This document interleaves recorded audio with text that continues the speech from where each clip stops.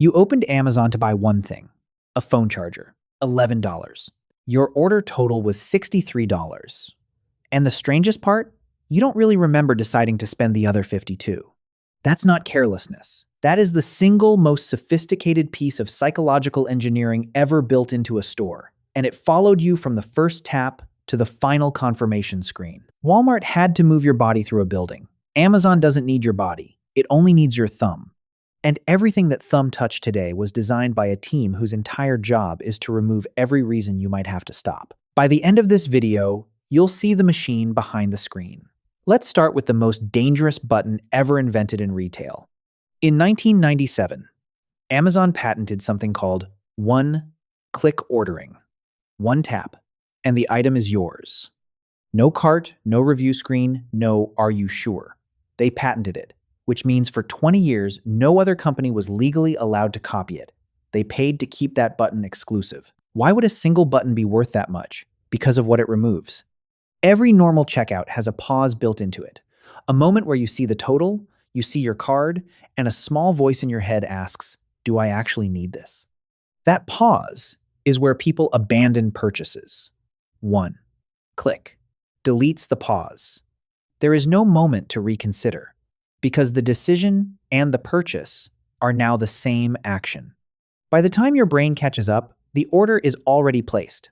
Amazon discovered something the entire industry now lives by.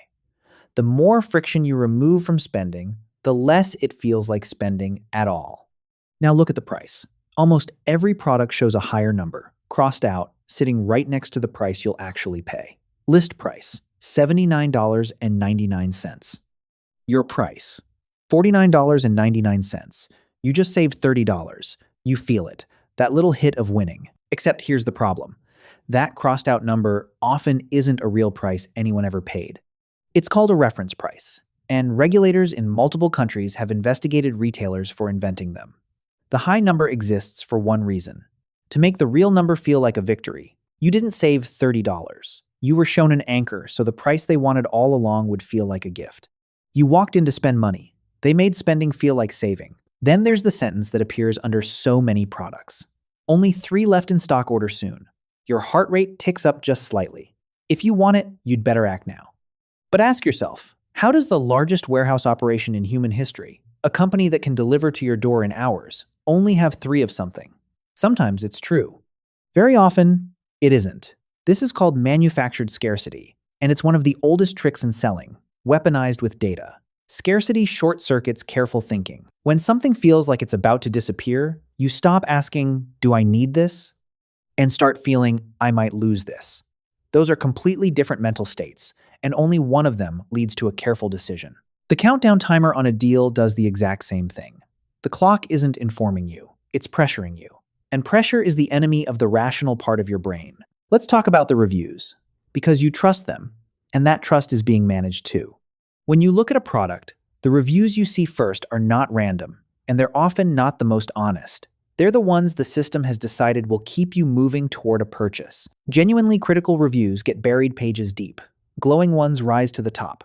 And then there's the rating itself.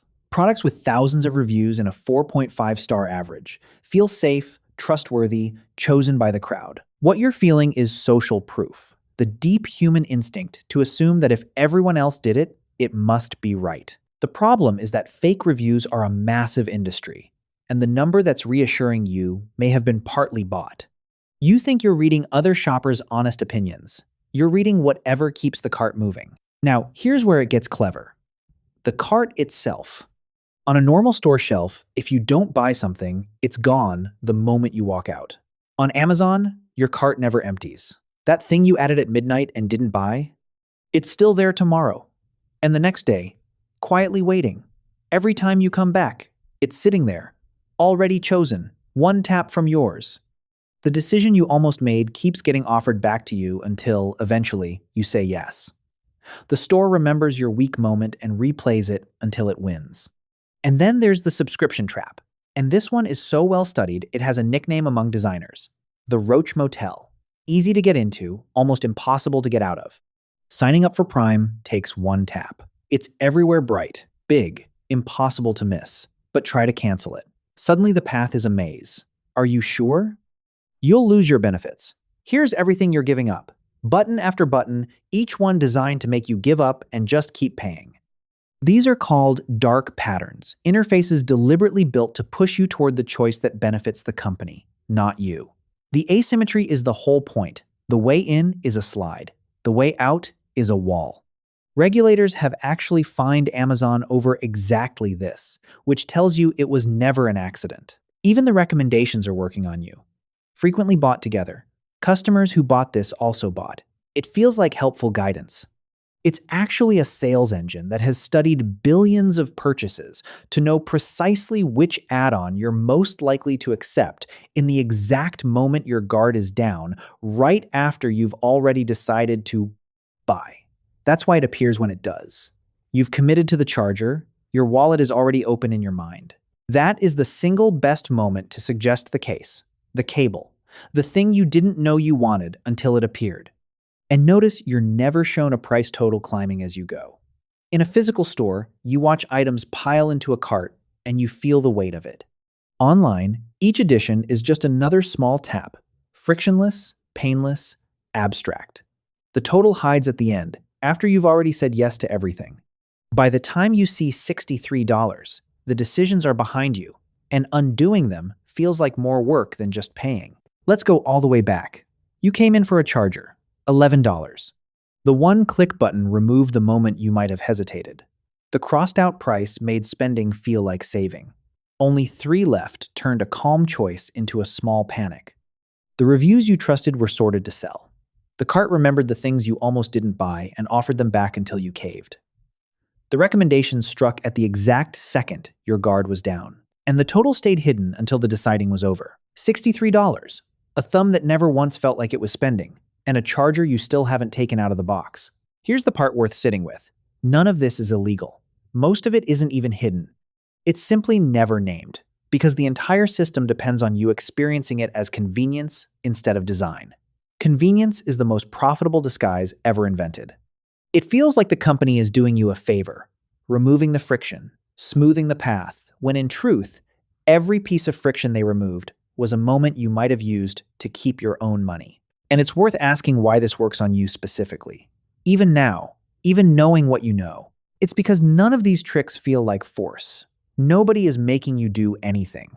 Each individual nudge is so small, so reasonable, so easy, that resisting it feels almost paranoid. That's the genius of it. Manipulation that announces itself fails. Manipulation that feels like helpfulness succeeds completely. The best design system in the world isn't the one that overpowers you. It's the one that makes you believe every choice was yours. But now, you've seen the machine. And the next time that screen lights up, and the button glows, and the timer starts counting down, some quiet part of your brain is going to whisper, "I see what you're doing." Amazon is just one room in a much bigger building. Your streaming service, your food delivery app, the free trial you forgot to cancel, the game on your phone that somehow costs money. Now every one of them was built from the same blueprint to take a little more than you meant to give. We take them apart, one by one.